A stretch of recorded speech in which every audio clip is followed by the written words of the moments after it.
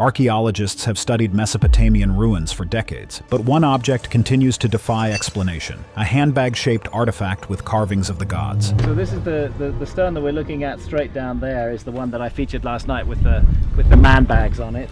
Local traditions warn that the object should not be disturbed, claiming it carries the watchful presence of the god it represents. Have suggested that these objects with handles are similar to ones pictured some 7,000 years later in Assyrian art. Now, advanced technology is revealing hidden details beneath its surface, forcing researchers to confront a truth that is both astonishing and unsettling. Ancient Sumerians were more than familiar with handbags, or perhaps objects that modern people perceive as such. Several Sumerian carvings include depictions of handbag-like shaped items. The object that should not exist everywhere.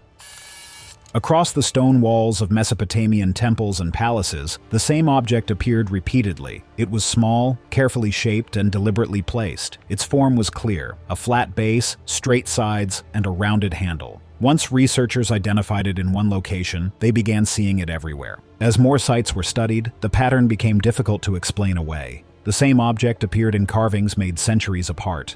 It showed up in different cities and under different rulers. Cultures changed, styles shifted, and empires fell, yet the object remained. Each time it appeared, it was part of a sacred scene. It was never shown in ordinary settings or daily activities. It belonged only to moments tied to belief, ritual, and power. The figures holding the object were never ordinary people. They were gods, divine messengers, or powerful guardians carved larger than life. These figures stood in calm poses, often facing forward, as if addressing the viewer directly. The object was always present in their hands, treated as something important enough to be shown clearly. According to some reports, ancient artists followed strict rules when placing sacred symbols, which suggests the object held a defined role. What also drew attention was how the object was held.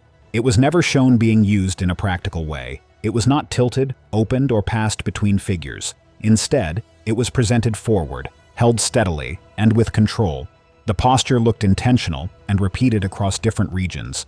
Modern viewers notice it immediately. Museum visitors with no background in history often point to it before anything else. It looks familiar in a way that feels strange. It does not blend into the scene like other symbols. It stands apart, drawing attention without explanation. Curators have reported that questions about the object come up repeatedly, even from people seeing these carvings for the first time. Because of this, scholars reached a shared conclusion. The object was not decorative. Decorative symbols adapt to space and style. This one followed rules. It appeared where it was allowed to appear and nowhere else. Its presence was controlled, not artistic filler. To understand why it survived so perfectly, archaeologists had to look closely at where it appeared most often. Inside Mesopotamia, where the bag is treated differently.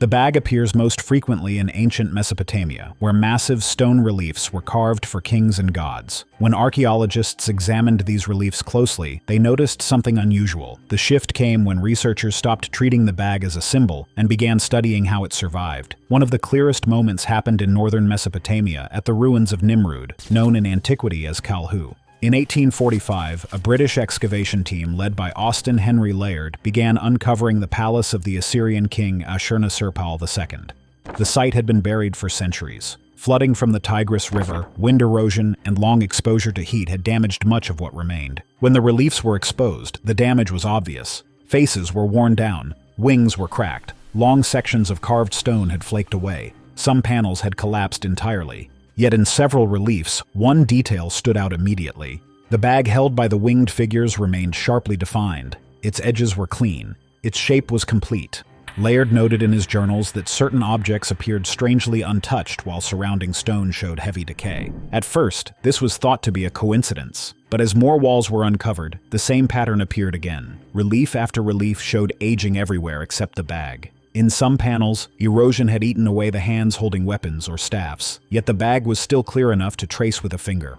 According to reports from the excavation team, this contrast became impossible to ignore. The pattern did not remain limited to Nimrud. Later excavations at Nineveh and Khorsabad showed similar results. These sites had suffered different forms of damage. Some walls were cracked by earthquakes. Others were worn down by centuries of sand and rain. In each place, the reliefs told the same story. Damage moved across figures unevenly, but again and again, the bag appeared spared. Archaeologists also noticed signs of ancient repair. In some locations, broken sections of reliefs had been reworked in antiquity.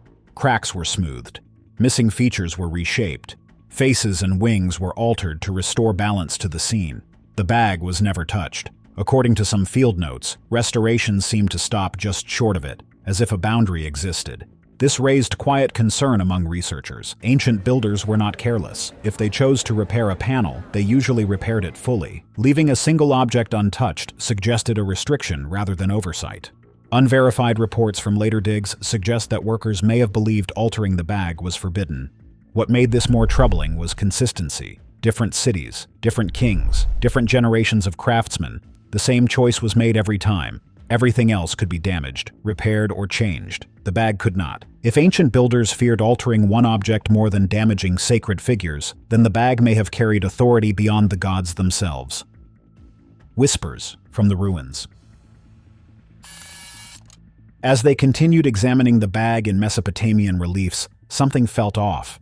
It was not visible in measurements or placement at first, but a subtle sense of unease began to grow. The bag behaved differently than any other object they had studied. It seemed to demand attention. It resisted explanation. Even seasoned researchers reported a chill when their eyes rested on it. Reports began to circulate from locals who had guided teams through the ancient ruins. And so now we come to a popular and widespread topic, and that is the subject of ancient handbags. They warned that the bag should not be disturbed. Some spoke of curses, angered spirits, and misfortune for those who pried too closely. According to villagers near Nimrud and Nineveh, it was said that the bag carried the gaze of a god. Some guides claimed their ancestors had treated the object as sacred, even in memory, keeping their distance and offering prayers before touching the reliefs. The warnings were vague but insistent.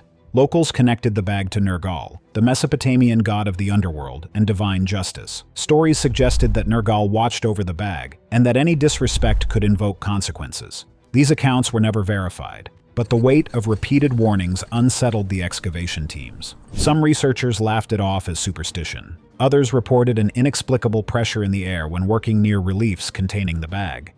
Tension in the field grew. Teams argued over how to proceed. Some wanted to stop digging near the reliefs entirely. Others could not resist the pull of curiosity. According to field notes, there were moments when equipment failed mysteriously. Cameras stopped recording. Metal tools slipped or bent unexpectedly. Some researchers felt as though they were being observed. The psychological impact was profound. Researchers who had spent decades in archaeology reported anxiety they had never experienced before. The more time they spent with the bag, the more it seemed to command attention. Its presence was deliberate. It became clear that understanding the bag's secrets would require tools that could see inside without opening it. Physical examination was too risky. Handling it directly might disturb something unknown. Archaeologists realized they needed technology to probe the object safely. The technology that finally looked inside. By the early 2000s, archaeologists had reached the limits of what could be understood by observation alone. The first methods applied were non-invasive scanning techniques designed for ancient stone. Teams used 3D laser surface mapping to measure every curve and edge. According to field reports, this allowed them to see the depth and angles of the carving with extraordinary precision. Laser mapping could detect differences invisible to the naked eye. Tiny inconsistencies in the stone, subtle depressions, and shallow cuts could be captured and studied in detail. Researchers reported feeling a mixture of relief and tension. Relief because the method posed no risk. Tension because even with this technology, the bag's secrets might remain hidden. Next, the team applied micro-erosion and density scanning. This technique measured the hardness of the stone in different areas, revealing subtle variations within the carved surface. According to unverified reports, these scans suggested that some parts of the bag had been worked more than once. Layers of carving were stacked in ways that did not match surrounding reliefs. It was as if the object had been carved, corrected, and refined repeatedly over time. Photogrammetry was used to complement the data. Thousands of high-resolution photographs were processed to build accurate depth models of the bag and its surroundings. According to reports from the excavation team, these models revealed contours and lines invisible even under strong light. Every shadow, every recess could be explored digitally. Researchers could virtually turn the bag in their hands and study its structure without risking damage. Subsurface imaging techniques were the final step. Using technologies similar to medical imaging, experts could peer beneath the outer surface of the stone. According to some field notes, these scans revealed patterns embedded within the carving. Hidden geometries and repeated internal lines became visible. For the first time, archaeologists could confirm that the bag was not simply a shallow relief, but an object created with internal planning and precision beyond ordinary decoration. When the first scan results appeared, it revealed a level of complexity no one expected. What the first scan revealed. According to field reports, the bag was not carved as a single piece with the rest of the relief. Close study showed it worked in stages. Some lines were cut earlier, while others were added later. This meant the bag was given separate attention from the figures around it.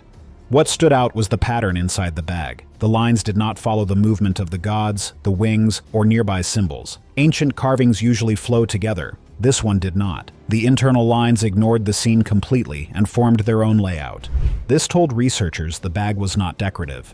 It followed a different set of rules. Whoever carved it was working from a separate plan, suggesting the bag had a specific purpose beyond the artwork.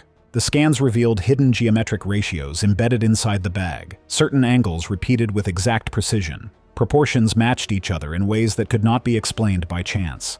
Repeating internal measurements appeared in multiple layers. According to some unverified reports, these ratios were unlike anything seen in nearby carvings or in any other known Assyrian or Babylonian relief. The internal design suggested that whoever created the bag had an advanced understanding of geometry, far beyond what archaeologists had assumed for the period. Tool marks provided another shock. Scanners picked up microscopic grooves inside the carving. Some showed evidence of extreme precision. According to reports from the excavation team, the marks suggested repeated adjustments and corrections, but only within the bag itself. Surrounding stone showed no similar corrections. It was as if the artisans focused all their skill and care exclusively on this one object. Some researchers began speculating that the bag was the centerpiece of a secret practice or ritual. Even more surprising, the scans revealed symbols carved inside the bag shape that had later been smoothed over. Reports from the team suggested that these markings were intentionally concealed. The more they looked, the more it appeared that the bag had been designed to hide something. The concealment was so careful that it had escaped detection for centuries. According to some researchers, the internal lines and symbols suggested purpose and planning that went far beyond what had been understood about Mesopotamian artisanship. Adding another layer to the mystery, the scans detected traces of metallic material embedded inside the carved area. This metal was concentrated within the deepest recesses, where the bag's shape curved and bent. Some archaeologists reported that this material may have contributed to the bag's extraordinary preservation. It was denser than the surrounding stone and could have absorbed or resisted erosion differently. Others speculated that the metal had a functional purpose, though no one could be certain. Unverified reports from later studies suggested that the material was not uniform, and it could have been placed deliberately during the construction of the bag. According to some researchers, it was deliberately engineered to survive and to communicate information to anyone who could understand its design. The scans exposed a complexity that no one had anticipated. For the archaeologists, the first scan was both thrilling and terrifying. They realized that the bag had been built with purpose and secrecy. It was not just a sacred symbol.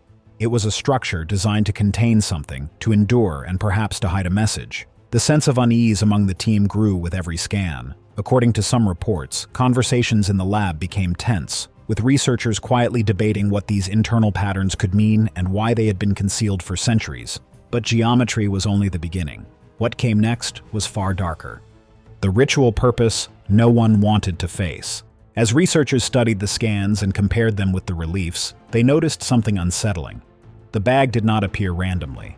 In every scene where it was present, it was held in the hands of figures performing specific actions. These actions were part of rituals meant for purification. The bag was never in the background. It was always central to what the figure was doing. According to some reports, the placement of the bag matched exact ritual positions, as if it were required for the ceremony to work.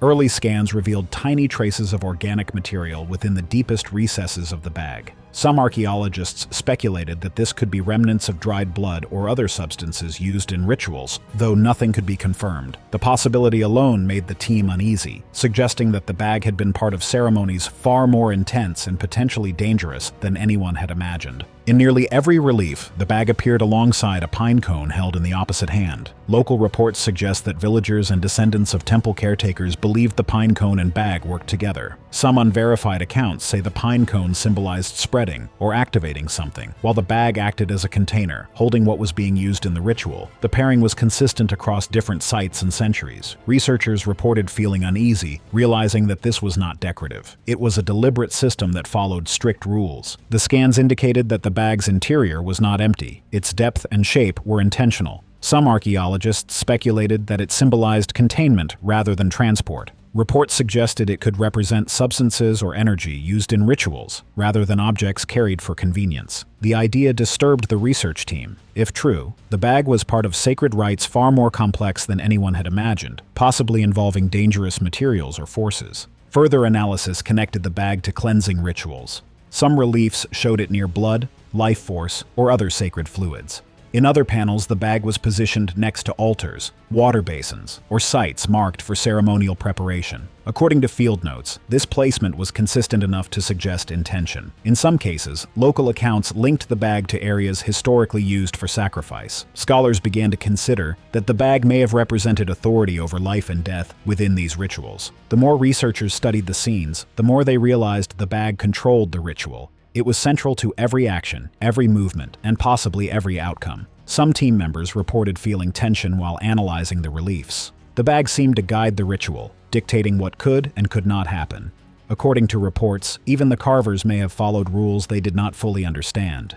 This realization forced historians to confront a difficult truth. The bag was not just a symbol, it was a vessel, a tool, and a warning. How the scan changes. Everything we know. Researchers realized that the bag was planned across generations. Different phases of carving, adjustments, and refinements were not mistakes. They were deliberate steps taken over decades, possibly centuries. Some scholars believe that Mesopotamian craftsmen were following instructions passed down in secret, preserving knowledge that was never meant for the public. The scans revealed patterns, layering, and details that could only have been created with careful planning. One archaeologist, Dr. Elias Haroun, has dedicated his career to studying the bag. He believes that the examples discovered so far are only part of a larger system.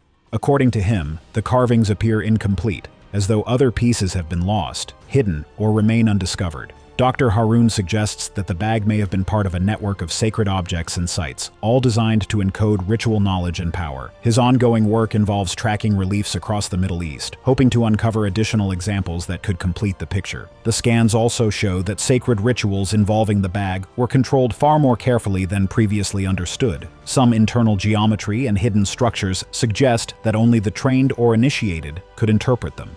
According to reports, the bag may have acted as a vessel of ritual knowledge, a physical record of ceremonies, procedures, and sacred instructions meant to endure for generations.